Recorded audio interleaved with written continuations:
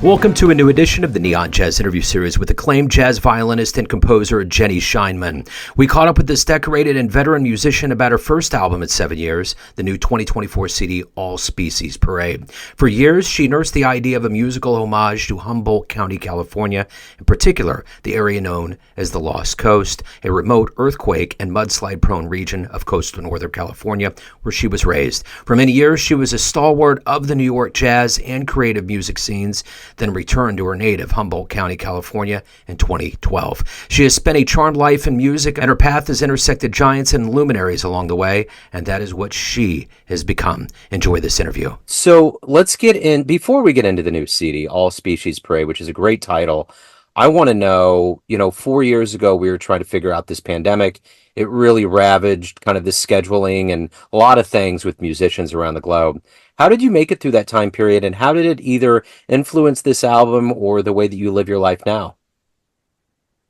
I was luckily living in Northern California near where I grew up. I grew up on a homestead on the Lost Coast, which is a pretty rural, to say the least, area of the coastline of Northern California. I had moved to the college town near the Lost Coast, also in Humboldt County, 7 years prior, and had actually kind of struggled with a transition since I was moving from Brooklyn, where all my colleagues live, or many of them, to this, the outer ring of Mars, as my partner says. And but the pandemic hit, and unlike a lot of my friends in the big cities, I was in just the most astoundingly beautiful area with plenty of open space. And also, I was lucky to have a couple friends, relatively new friends at the beginning of the pandemic, move up to the area sort of for the shutdown, who had coincidentally had land on the Lost Coast. So we spent a lot of time playing there. In any case, I had probably a really good shutdown compared to a lot of people, and I wrote a lot of music. I did a lot of meditating on this area, which is the area where I grew up. Really came to terms with living outside of a big city, and wrote a lot of music about this area loosely. It's instrumental music, so in some ways it's not about anything, but definitely immersed in the natural beauty of this area. And that experience brought a lot of melodies and rhythms and tunes out. So I also taught a little bit. There was an organization that started to basically employ touring musicians who many people would like to have lessons with, but are normally too busy being on the road to teach. And so I hooked up with a whole number of musicians and violin players. So some people that weren't even violin players all around the country and the world, and had some Zoom lessons with them. So that was really a cool way to stay connected and have little views on what other people were doing around the world.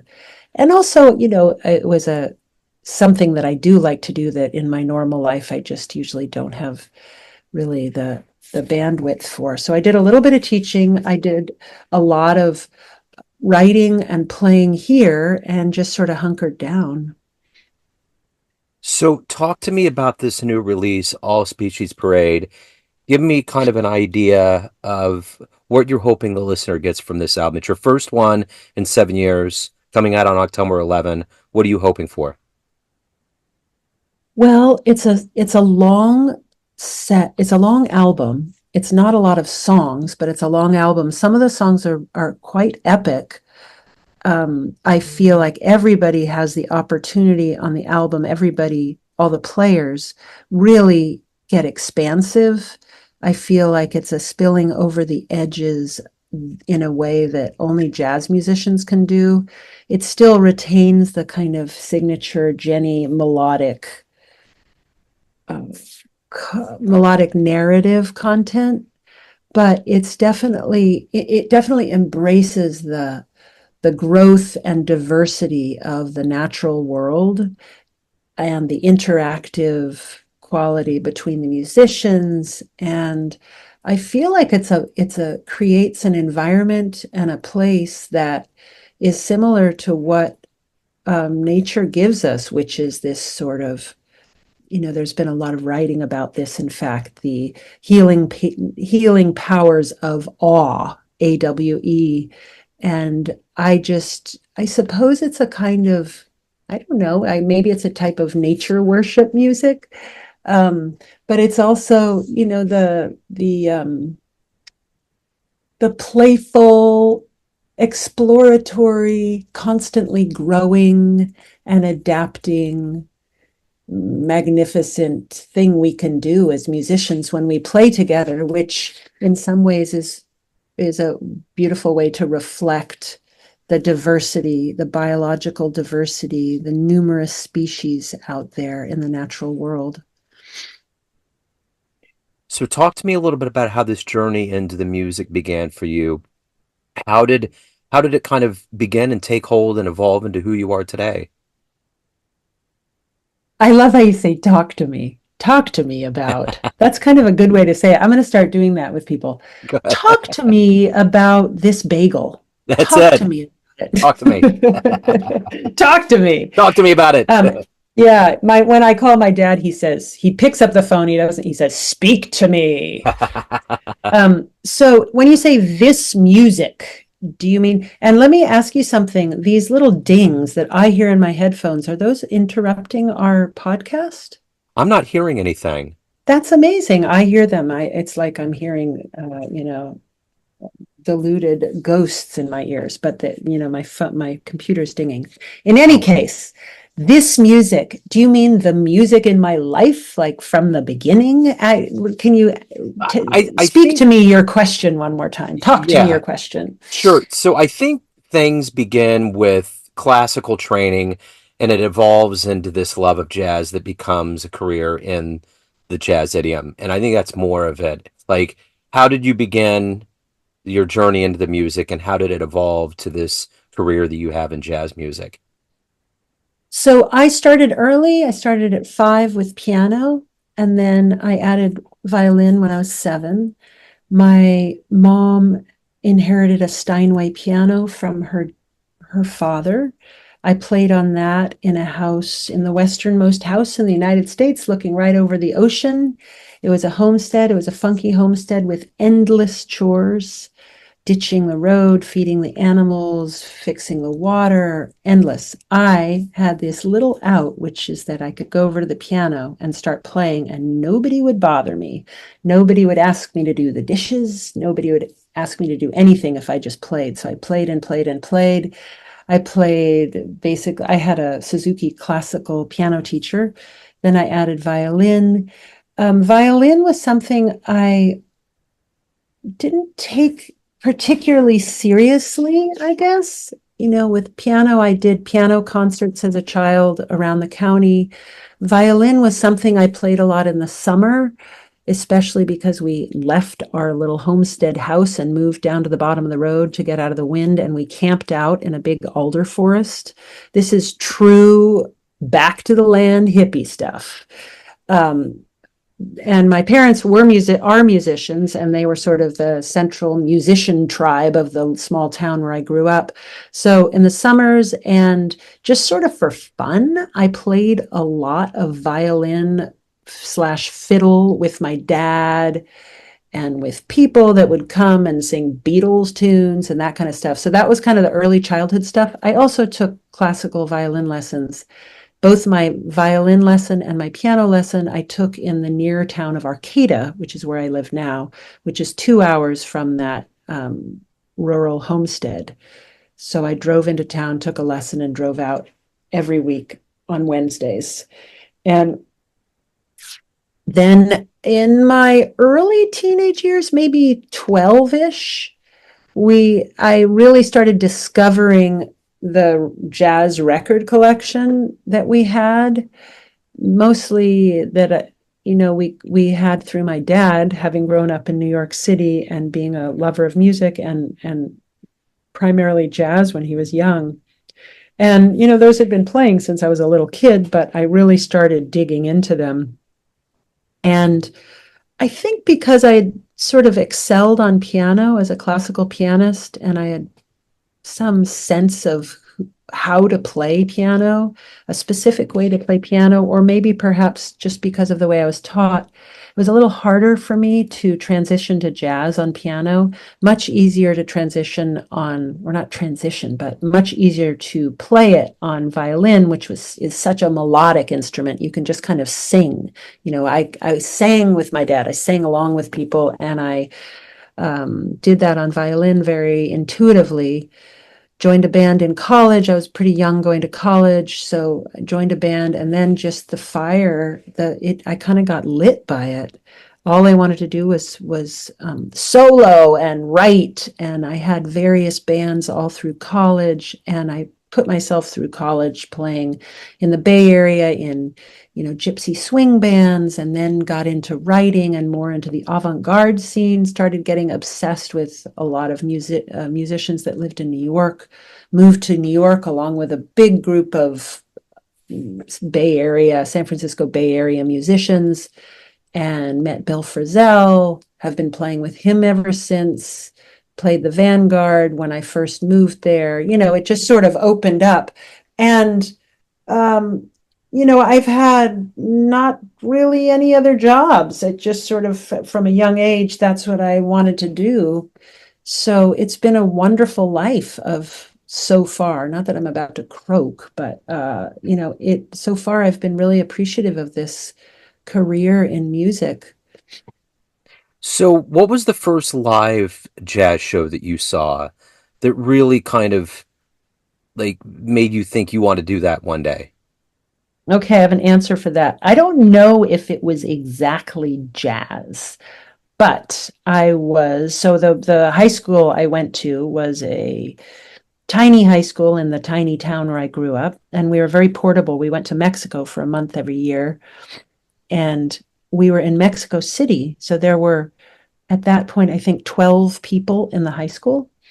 And all 12 of us, plus a couple chaperones who were recent college graduates who were just, rocking life and probably not very responsible.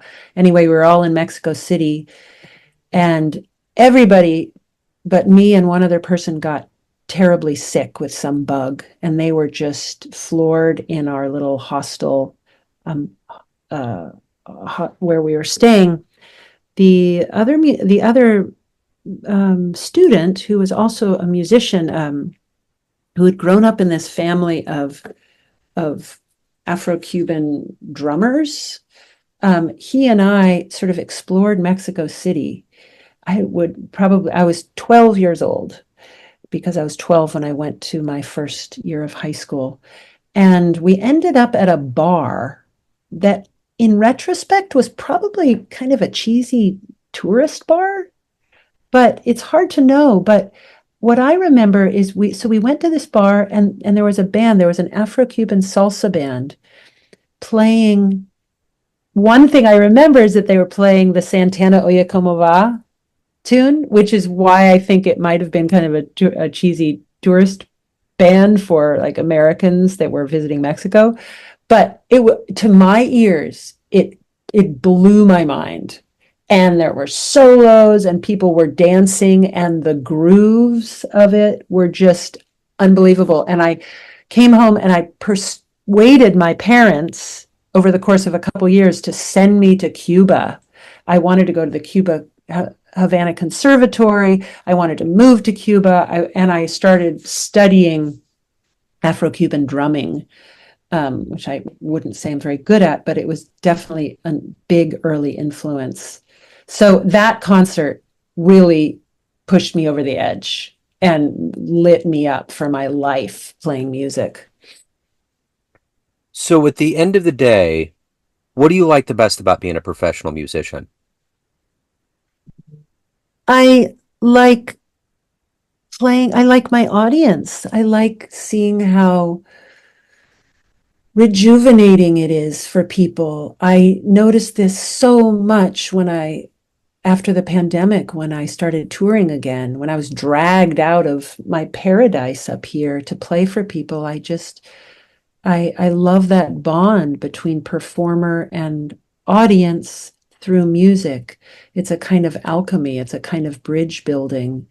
And I love being in the mix of the music, hearing multiple voices at the same time, where there's um, it's one of the only things, as they say, this isn't my idea, but it's one of the only things where we can hear multiple voices at the same time and make sense of them. So it's a sort of utopian, experience of a mini experience of utopia. And it's just so beautiful. So you've been fortunate. You've mentioned Bill Frisell, and there's a lot of other names that are a part of your career. What have you ultimately learned from like legends and luminaries that you've been around that you in turn have taken and you teach to younger players that you get around? Ooh, that's a good one. I feel like every decade is really different. And I see musicians at earlier and later phases of their life than I. And I see that I think we should talk about what we're going through and try to keep learning and exploring and stay courageous and humble at the same time.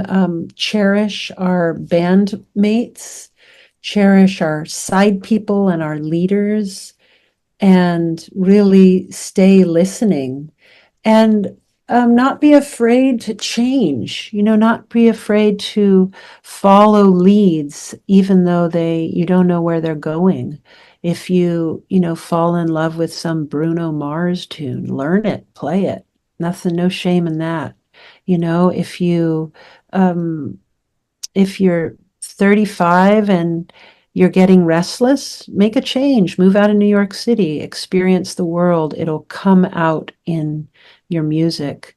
And, maybe stay friends with the people, stay friends, keep your community, build it, because if the people, for example, that I'm still playing with 25 years later, Bill Frisell being one of them, that's a deep connection. It's a family. And the life you share together over decades makes your music better and better and better. Um, yeah. So if you could get into a time machine and go back in time and see one show in the annals of Mm. jazz history, where are you going? Who do you want to see? Oh, wow. Man, I'd like to jump into Django Reinhardt's caravan, Yeah. listen to him play banjo as a 12-year-old and uh, then later as a guitarist. I'd love to see what the world was like from his perspective. Um, I would love to hear Duke Ellington live. That'd be incredible. I'd love to be. Have you ever seen those pictures of Duke Ellington's band on the road? They're Yeah. like all squished into I'd love to be on that, in that vehicle with them. I would love to be a musician, playing at the Globe, the Shakespearean Globe in London, on the side stage, playing with those plays to a bunch of people that many of whom were illiterate and were just hearing it and seeing it fresh. I'd love to, man, there's so much. There's so many eras and times. I'd love to hear the bards, the original Homeric bards, tell these stories in music. In jazz, I mean, I'd love to Grover Washington and oh my God, all of a sudden it's John Blake. Like I'd love to be in that groove with that audience. Um, and of course, my whole I'm sort of trying to pick things that came before me, but there's a few. So let me ask you this. At the end of the day, everyone out there has a perception of you. Family, friends, fans, but ultimately you lead the charge. What's your perception of you? Who do you think you are? Where do I think I am? Okay, I'll tell you something. I recently had the privilege and honor of recording with Joni Mitchell, and Brian Blade wrote me into it, who's a dear friend. And I went to a Panda Express a day before with my son to treat him to Panda Express because he loves Panda Express. And I got a fortune cookie. And I took the fortune cookie all the way to LA and opened it on the morning of the session with Joni Mitchell. And it said, "You bring out the best in others." And as a musician, I would say I try to. I try to make the sum of the parts much greater than the whole. I try to really listen to my musicians. Um, and I try to sing meaningful songs on my instrument. And if I'm singing, sing meaningful stories, you know, when I'm singing, which we haven't talked about, but I do that too. I don't know. That's the first thing that comes to mind. But of course, maybe the sum of everybody's impressions of us are probably more accurate than what we think of ourselves. So talk to me a little bit about singing. How did you get so diversified? How did these different skills, these different attributes that have obviously enhanced your career so much, how did these accumulate and become who you are?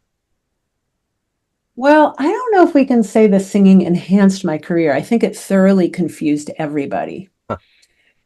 But the singing is something, and here we go. I'm going to confuse everybody right now. The singing is something I grew up with. It was my, I used to sing harmony to Beatles tunes when I was four in small town cabarets with my dad. I always sang with him. He's a real folkie. He knows probably thousands of songs and all the words. And I grew up with that. And I grew up going to dance halls that had old country and western bands. And I love a good lyric. I was an English major in college at UC Berkeley. I love the word. I love the power of the English language. And um, I've just completely lost my train of thought. What was your question? It was about I just singing. went into, yeah, I just Yeah. went into the dance hall. My mind just totally went to the Grange, the town hall Grange where I was a kid. And it just totally, the memory blew my mind. I was seeing all these like skirted couple dancers. Anyway, singing. So after I'd been playing jazz professionally for a decade or so, I started really missing singing and I started really missing songs. I was playing with some singers. I played with Madeline Peru a lot. And I also hooked up with Nora Jones on her first, right in the beginning of Nora Jones's career. I played with her. I played on her album, and I just was so moved by the power of the voice. And it's sort of my native music in a way, you could say. I never really, I hadn't listened to a lot of jazz singers as a kid, but I listened to a lot of country singers, Hank Williams, and of course, the slightly more modern Emmylou Harris and all these people. And I just for kicks formed a band with Nora Jones and Tony Sher, a couple other people, and ended up making an album of that. Making two of my 10 albums are singing albums, and they're definitely more in what people now call the kind of Americana sound. And I got some great gigs, maybe mostly because I am a decent fiddler. I got some great gigs touring the world with some of the really iconic, legendary country songwriters: Rodney Crowell, Bruce Cockburn, Anita Franco. And now I still tour a lot with Robbie Fulks, who's an amazing songwriter, entertainer, singer, country singer. So that's just sort of another, you know, it's another thing that I like to do that keeps me connected with the whole reason we do music, to move people. It's very direct. It's very direct to sing to people. And as I was saying earlier, the bridges we build with the audience, when you're singing a lyric, that bridge is like made out of chrome. When you're playing jazz, that bridge is made out of butterflies or something more, more transparent. Yeah. So for everyone out there that wants to pick up a copy of All Species Parade, 72 minutes of music out on October 11th. If anyone wants to pick up a copy or catch you live, any of the good business, where do they go? They go to, well, it's out on October 11th. Right now, there's 2 singles out that they can get on any of the streaming sites. They can also pre-order it from my website, or from Royal Potato Family is the name of the label, which is the best little label in the world, in my opinion. Where do they get it? You can also order it on Amazon or Bandcamp, or I think most places. At this point, it's a pre-order, and you can pre-save it. If you don't have a CD player or a record player, go get one. If you don't go get one, you can pre-order it to stream. And all of those things, if you do soon, is very encouraging to the artist, i.e. me, and the label, who are working really hard to get this to your ears. Absolutely. Jenny, this has been wonderful. Thank you so much for your time. Thank you for your story, anecdotes. I really appreciate it. I really appreciate it too. Thanks for chatting with me this morning. Thanks for listening and tuning into another Neon Jazz interview, where we give you a bit of insight into the finest players in Northern California, New York City, Kansas City, and spots all over the world, giving fans all that jazz. Thanks to Jenny for her time, energy, and cool.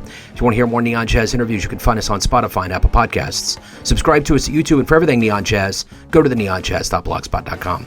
Until next time, enjoy the jazz, my friends.